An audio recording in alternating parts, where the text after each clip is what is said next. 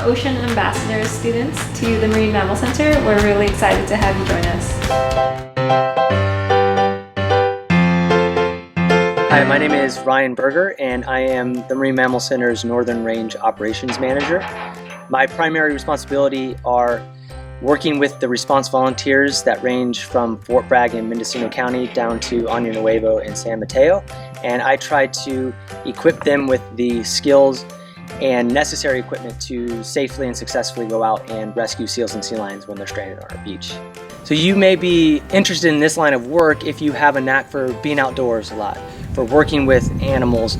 My recommendation is actually to stay general in your early education, where I did my undergraduate degree at the University of Illinois in general biology, and then went on to get my master's degree, which was also in general biology, but it just so happened that my study species were manatees, and I worked in Florida with them for a number of years, and then eventually found the opportunity to come out to California and do some work with the seals and sea lions in the amazing ecosystem out here.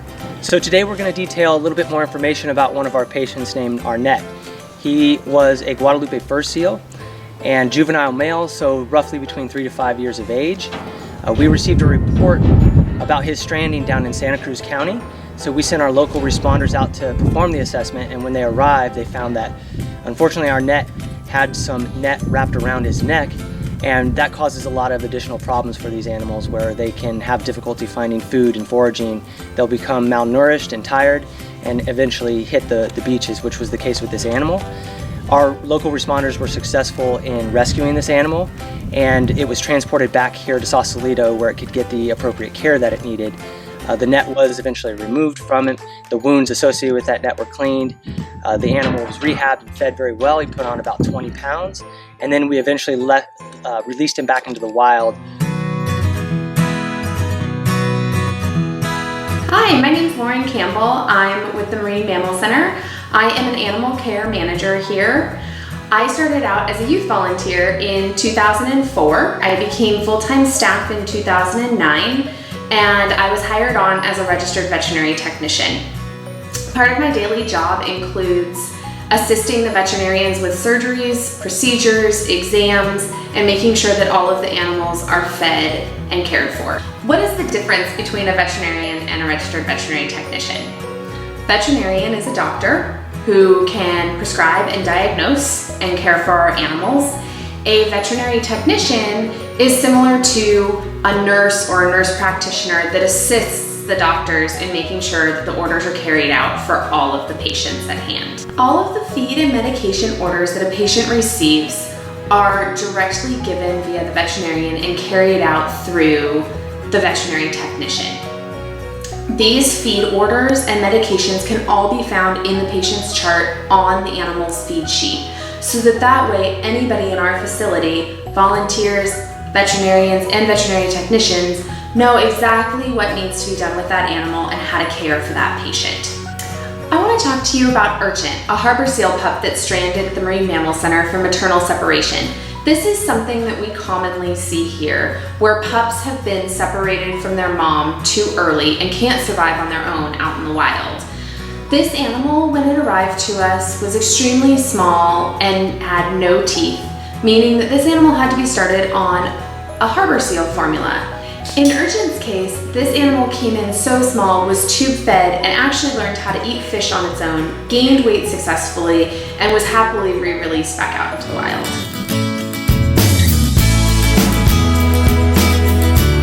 Hello, my name is Anthony Pacheco. I work at the Marine Mammal Center. As a life support operator, my main concern is keeping all the pools at the right pH and salinity levels, as well as maintaining the water filtrations here at the Marine Mammal Center. So how I got in this business, it started as me being a facility specialist when I started. I went to college in Marin, and I was an auto body technician there, dealing with auto body collision and also welding, which was really interesting and got me in the door here. Then I got a promotion becoming a life support operator. Mostly of the guys, the technicians that start here, have skills in facility areas with woodwork, it has to be with metalwork, fabricating, any stuff like that. Because we need all these skills and responsibilities to handle everything here at the center, to get everything working and up to par. So if you enjoy problem solving, this is the place to really be. Every day could be different. You're dealing with certain problems with the system or with the facility that you have to pretty much find out and troubleshoot the problem. And if you love that, this is the job for you. We're going to be talking today about a California sea lion named Pancakes. Pancakes came to the center because she had DA. But as you learned, DA occurs when a phytoplankton blooms and releases a toxin. So this toxic can make marine mammals as well as humans sick. Fortunately for Pancakes, she recovered and was successfully released out to the wild. Hi, I'm Jessie and I'm a lab scientist here. And as a lab scientist, I look at things like the blood for the red cell count, which may or may not indicate anemia, and then also the white cell count, which could be a sign of infection if they are elevated. And I also look at the fecal samples for parasites. So you might like these kinds of jobs if you like a fast-paced working environment and puzzle solving and hands-on science, which is my favorite part. I'll be sharing with you our patient Fling, who is a sea otter that was diagnosed with sarcocystis and toxoplasmosis. So for every patient here, we look at the blood results, and in Fling's case, his blood was abnormal. But just on the blood results, we weren't able to tell exactly what was going on. So we had to, so based on the observations of how the animal was behaving, the team decided to request a serology test, which looks at the liquid part of the blood to further identify what type of infection he was suffering from. So after we got the serological results, we discovered that Fling had toxoplasmosis and sarcocystis. Once we received the results, we relay this to the veterinary team and they give Fling the proper treatment and medication, and Fling was successfully rehabilitated and released. Hi, my name is Barbie Halaska and I'm the necropsy manager here at the Marine Mammal Center. What my job actually entails is doing the necropsies or animal autopsies on any animals that die on site.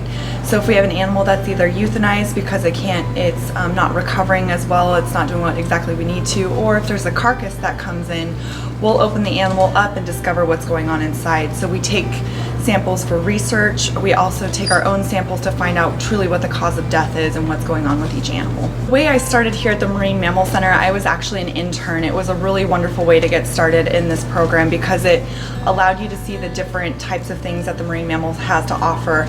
And then I worked my way up from there. I was able to actually get a job with the rescue department a little bit later, and then found out that I had a really strong pull towards research and towards necropsy.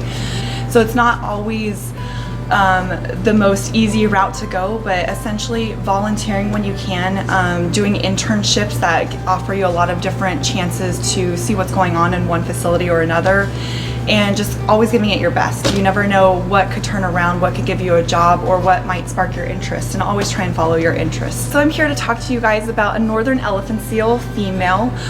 She was an animal that came in shortly after admit and then was euthanized because she was doing so poorly.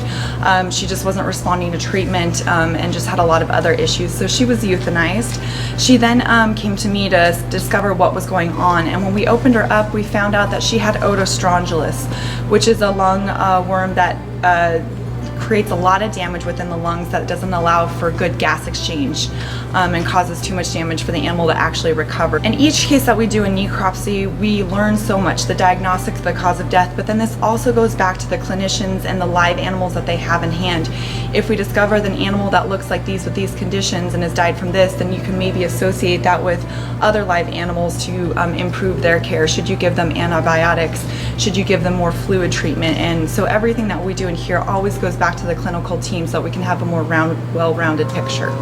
So we need you. You guys are the next generation, right? So I may be in my 30s, but everybody grows older every time, so we need folks like you that are excited and passionate about the ocean, about conservation, about the animals we have here on site, to help carry and make sure that things go appropriately. And when you see something that's wrong or different or needs to be changed, that you are the voice and and the excitement that's behind that. So we're excited about this program. We really hope you enjoy it. And some areas that you can help us when either you're here at the center or you're out and about interacting with members of the public is education. Educate the public about what you learn when you're here, and part of that might be our Leave CLB campaign. We're excited to have you, and I look forward to seeing you.